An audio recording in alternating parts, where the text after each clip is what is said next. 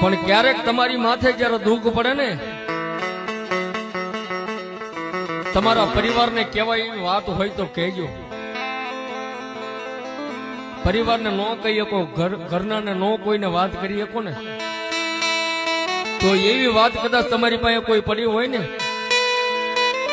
તો દુનિયાની માલ પર બધાય પાસે ખોટું બોલજો, પણ એક માં પાસે ખોટું ન બોલતા મારો બાપો.